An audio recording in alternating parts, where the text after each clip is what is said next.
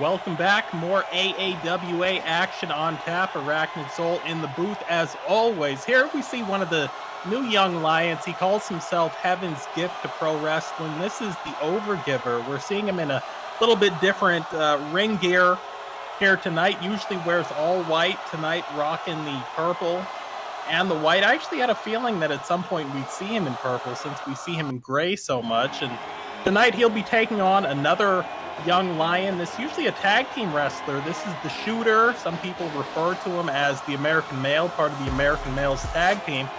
This is Rifle Mason. This is a guy who would love to get a singles victory. Rope's a little bit slippery. We have had a lot of luchadors out here, and I don't think Cowboy was able to make his way out here during the interim period between the last match and this one. 15 minutes, one fall to a finish.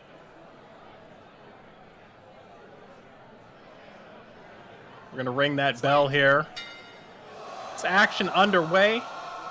Like I said, we have two young lions here as we see the side headlock from Rifle Mason. Mason now shot off to the far side, ends up in the corner there against the turnbuckle. Managed to get a shot off. Both guys trying to find the range there on the punches. Grapple punch that time. It was so nice. He just did it twice. Side headlock again, countered into that belly-to-back suplex. The Overgiver is one of these guys that we haven't seen a lot from him, so it's very difficult to kind of figure out what he's going to do. Rifle Mason's a guy, he's been here now. We saw him last season quite a bit as part of that tag team, like I said, the American Males. We know what to expect a little bit. Standing moonsault, for example, I didn't think a guy like the Overgiver was going to be able to hit a standing moonsault press like that. And if I'm surprised, that I'm sure his opponent is, three-quarter cravat chancery snapmare into a can opener.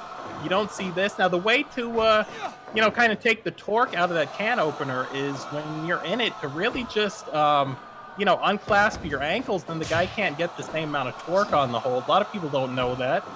Both men back to a vertical base there. Rifle Mason hooks that top cable with his arms. Didn't want to go for the full ride. Hammerlock throw to the corner. And one of the things is we're seeing Rifle Mason go for this side headlock over and over again. It's not working for him. It worked for him the first time early in the match. High crotch scoop and a slam. And this is what you want to do. Mexican stump puller. Switch up the offense a little bit. Try some different stuff. Get creative. Keep that high wrestling IQ and stay calm. Judo-style hip toss that time. And now stacks him. Shades of the match that Kazushi Sakuraba had against Royce Gracie, the 90-minute MMA classic years ago in Japan, when Sakuraba, the pro wrestler, went all out on the BJJ fighter. Of course, then he would have been called a Gracie Jiu-Jitsu fighter. In any case, back to this match. Hip lock takeover at center ring, once again into this stump puller. You know, Mason's one of these guys, he's very proud to be an American. He's very proud of his American heritage. He wears those colors. We think about, his upbringing in this country as we see that drop kick and going to some of the finest pro wrestling dojos in this country. And now we see the man here before us. I'm sure he would love to capture either the tag team gold with his tag team partners. We see the Boston Crab. Or maybe now that we see him in singles action, he's actually chasing that Young Lions championship. Ducked his head a little bit early that time. Ate a knee, a couple of diving chops that time. The Overgiver was back in control. This is a great match. This has been back and forth. This is what we like to see. The athletes of the AAWA, some of the best athletes you're going to find in any sport, anywhere on the planet. Of course, this is the sport of kings as we see that giant swing. The hardest sport to participate in, the most demanding, the most grueling, the one that's most likely to shorten the lifespan of these young talented wrestlers. And we see it's very simple. It was a basement DDT that time, and that was to follow up an elbow to the back of the neck. There's not a lot of fancy stuff that we see out of the Overgiver aside from that moonsault that we saw. Nicely done. Uses the feet to kick off. There does the Overgiver, who follows up by dropping that knee. Front chancery, drops the elbow again, drops the knee one more time. Ends the series with that basement DDT, and Rifle Mason right back up. Hip lock takeover again. Double leg right back into that Boston Crab. The ring positioning wasn't great, but sometimes you do a little bit just to get something. Side headlock.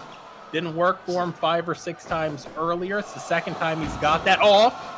As we see that paradigm shift, as some call it, the cactus-style double underhook DDT, double palm press here, overgiver. Looking for 3 that time. Referee says it was only 2, and the bout continues. Front face lock that time.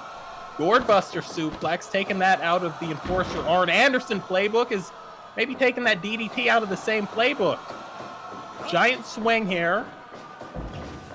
And just drops his man in the corner. I think Rifle Mason actually might have hit his head on that turnbuckle. Moonsault press, there will be a rope break there. Of course, that's still a big man coming down on top of you, so it's going to do its damage. And just got hit with a similar move as the overgiver landed on Rifle Mason, as Mason was looking for maybe a German suplex or belly to back. Side headlock, time number 3. I believe that he's actually got it in this match, but it was 1 jab.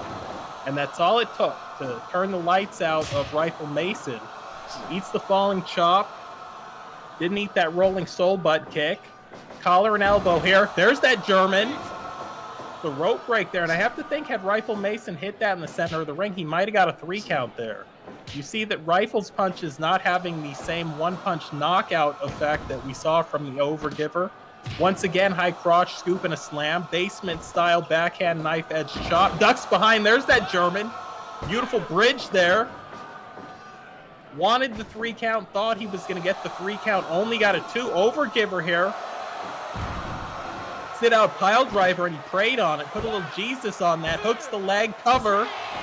And the overgiver gets the Duke here tonight. AAWA. What a great Young Lions match we had. I was so happy to be able to call this one. 2 of the greats that you will see coming up. And I guess Rifle Mason will maybe head back to the tag team division. Or maybe we'll see him in singles competition soon. Maybe he'll take another bite at the apple.